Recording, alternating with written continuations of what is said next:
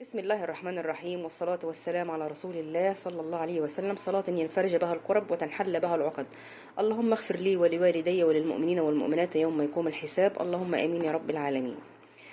النهاردة هنتكلم عن آية من آيات القرآن الكريم من سورة غافر. زي ما انتم شايفين اهيت الآية رقم 60 اللي هي بتقول ايه: بسم الله الرحمن الرحيم، وقال ربكم ادعوني استجب لكم. صدق الله العظيم.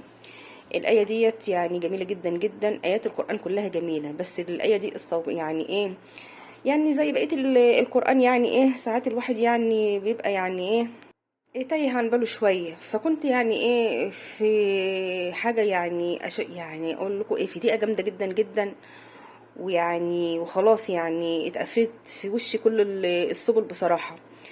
إيه، وكنت بلجأ لربنا يعني جامد في الأدعية وكده. وبعدين ايه، جيت في يوم من الأيام كنت نايمة ومصلية ركعتين قبل ما انام، ايه، واستغفار بقى ودعاء.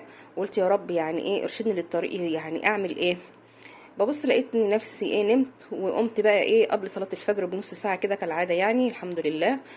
وانا قايمه لقيت الايه ديت، والله العظيم ما كانتش على بالي خالص. لقيت الايه دي انا قايمه من النوم وبرددها، بقول ايه: وقال ربكم ادعوني استجب لكم. لقيت نفسي وانا والله ايه على السرير ببكي بكى، وبقيت اقول ايه: يا رب يعني انت قلت في كتابك الكريم ادعوني استجب لكم، فانا بدعيك يا رب تفك العقده اللي انا فيها وتفك المشكله اللي انا فيها، بحق لا اله الا الله وبحق هذه الايه. يعني ان انت وعدت ومش هتخلف وعدك.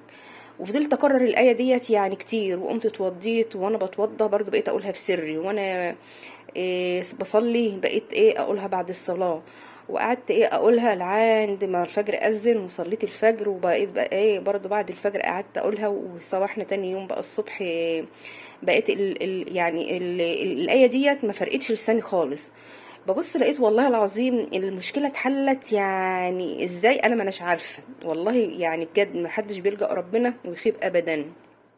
فبحكي لواحده صاحبتي كانت برضو في مشكله، يعني ايه اخواتها يعني ايه, معذبينها يعني في برضو ايه في مرض وكده. فبقول لها قولي الايه ديت. قالت لي يعني الايه دي اللي هتحل لي المشكله؟ قلت لها يا بنتي ده فيها يعني ايه معاني كتيره. وقال ربكم ادعوني استجب لكم، يعني لا ملجأ منه الا اليه، يعني ما تلجئيش للانسان، الجأ لربنا. بتقول لي فعلا بقيت اقولها. وبص لقيت برضو يعني ايه اخواتي بعد ما كنا قاعدين بعض وخلاص، يعني ما كناش بنكلم بعض وكده، لقيتهم بيتصلوا بيا وقالوا هنجيلك، وادوني يعني ورثي وبزياده كمان. فبتقول لي فعلا القرآن ده جميل جدا جدا، وكل اياته يعني حكم ومواعظ، بس احنا بعيد عنه. فبقت يعني تقول لي ايه: والله الواحد قبل ما يجي فعلا يكون له طلب عند ربنا يبقى يقول لك تقولي له على الايه اللي هنقولها. قلت لها لا، ده والله هو احساس واستشعار. يعني انا ببقى قبل ما انام بدعي ربنا، وببقى نايمه على وضوء، واقول له يا رب يعني ايه دلني على على الحل. اي الحل بايه؟ ابص والله اقوم من النوم الاقي نفسي لساني بيردد الايه ديت. فيعني الآية دي جميلة جدا جدا. أي حد له طلب عند ربنا يذكر، يعني يفتكر الآية ديت ويقول ويناجي ربنا كده بنية صافية ويكون على طهارة. ما ينفعش طبعا نبقى نجيب في سيرة الناس، ما ينفعش نبقى مش طاهرين وندعي ربنا. لازم يعني ايه، انت لما يكون الواحد جاي له ضيف بيبقى يتزين ويبقى في احسن حاله وبيخش ياخد دش كده ويغير هدومه يلبس ثياب نظيفة.